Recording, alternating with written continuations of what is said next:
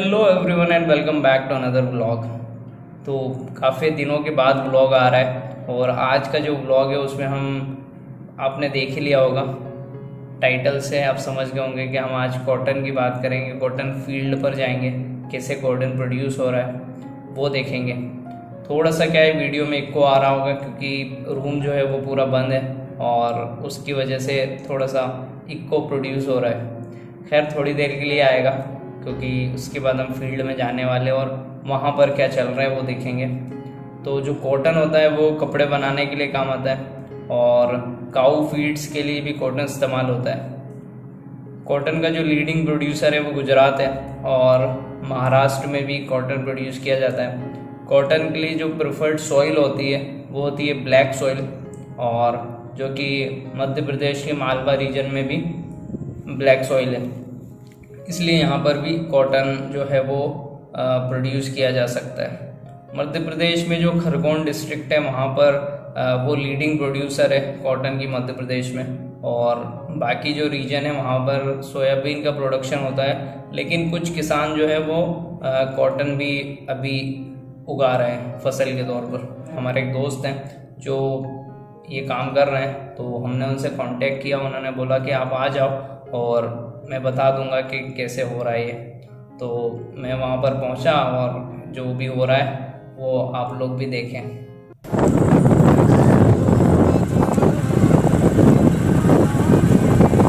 गांव की सभी रोड लगभग पक्की बन गई है, तो अभी इनिशियली तो कोई दिक्कत नहीं है, लेकिन गांव में अंदर जाने पे बहुत ज़्यादा कीचड़ मिलेगा, तो काफ़ी डिफ़िकल्ट होगा वहाँ पे गाड़ी चलाना।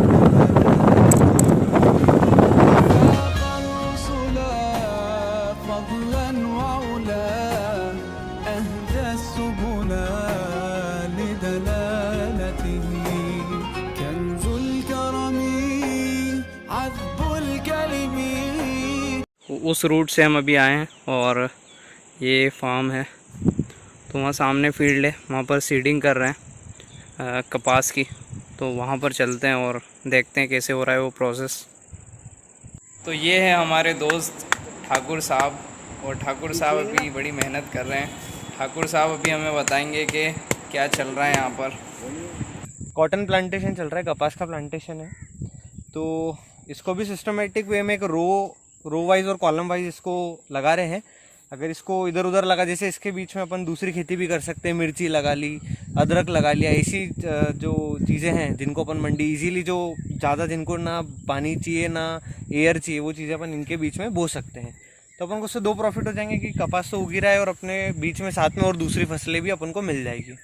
तो इसको अभी इस वे में बो रहे हैं कि इसके बीच में भी अपने पास जगह रहे जिसमें अपन दूसरी चीज़ें भी उगा पाएँ। हाँ, तो ये जो लाइन बनी हुई है स्ट्रेट होना चाहिए क्या? हाँ, ये स्ट्रेट है। ये इसमें 3-3 फीट का गैप रखते हैं, 3 फीट फिर 3 फीट फिर 3 फीट। अच्छा। और कॉलम वाइज भी 3 फीट फिर 3 फीट फिर 3 फीट, ऐसे दोनों, ताकि एक स्क्वायर बन पाए, परफेक्ट स्क्वायर। तो ये सिस्टम अभी इसमें ये अरेंजमेंट अभी कर रहे हैं। तो ये बीज कितनी दूर पर लगाते हैं? ये 3-3 फीट पे दो बीज। ये पैकेट है उसका,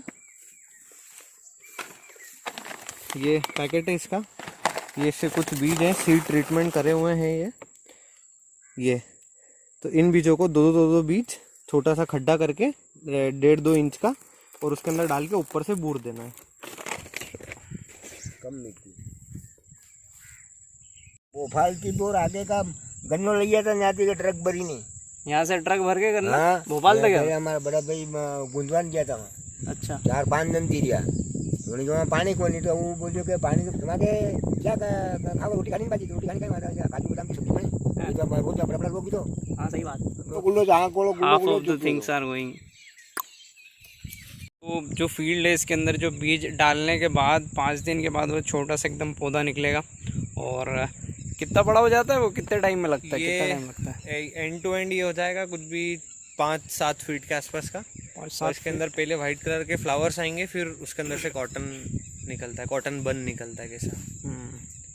तो अभी इसको, ये थोड़ा लॉन्ग टर्म प्रोसेस है।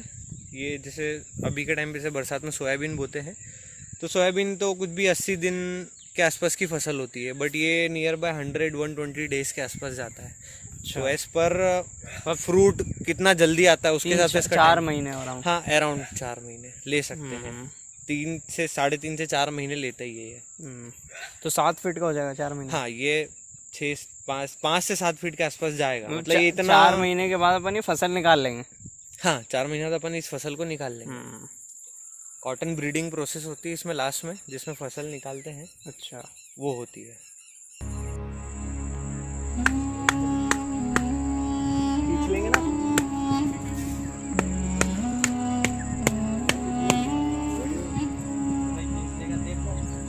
दूर है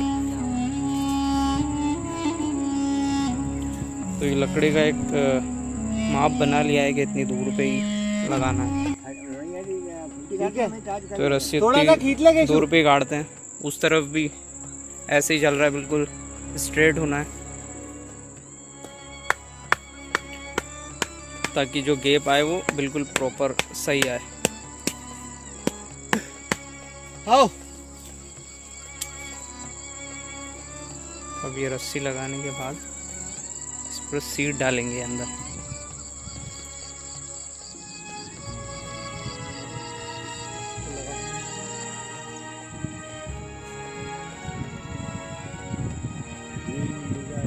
तीन बीघा में 4 किलो गम बोया था मैं।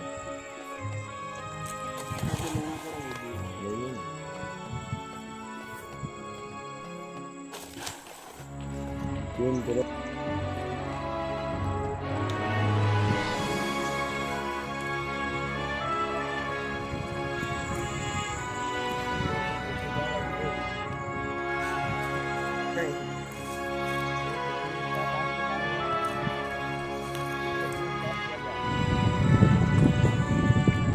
जैसे उधर मिला रहे थे वैसे इधर भी मिलाना पड़ती है, बिल्कुल प्रॉपर लाइन में होना। वो तो 3 फीट का डिफरेंस है जो वो सभी प्लांट्स में आना चाहिए।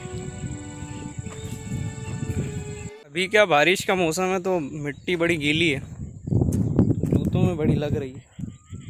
बड़ी मुश्किल से मैं यहाँ तक गाड़ी लेकर आया हूँ। खैर उसमें भी पूरी मिट्टी लग चुकी है, बड़ी मुश्किल से पहुँचा यहाँ तक। कीचड़ कीचड़ बिल्कुल सब जगह। बारिश का ये मसला होता है गांव में, मिट्टी कीचड़ बहुत ज़्यादा हो जाता है। अभी बिल्कुल नरम है ज़मीन। 10 मिनट की वॉकिंग के बाद ही पसीने छूटने लगे हैं। तो सोचने की बात है कि पूरे दिन और लगभग पूरी जो सीज़न होता है 4 महीने का, उतनी मेहनत करने के बाद वो प्रोडक्शन हम तक पहुंचती है वीट की, सोयाबीन की। और लिटरली मतलब यहाँ पर आने के बाद फील होता है कि अनाज बचाना चाहिए, वेस्ट करना मतलब इन लोगों की मेहनत देख के ऐसा फील होता है कि वेस्ट करना बहुत गलत बात है। तो यहाँ पर चाय आ गई बन के। अभी काका जिनसे हम बात कर रहे थे थोड़ी देर पहले, तो चाय बना के लाए।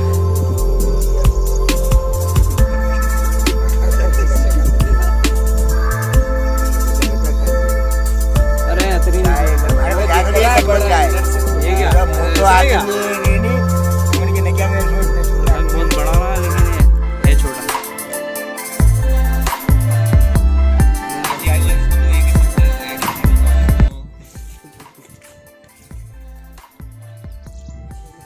चूल्हे पे बनी ना गैस लिफ्टिंग में जाने बा कह रहे हैं टेस्टिंग भी जाने हैं।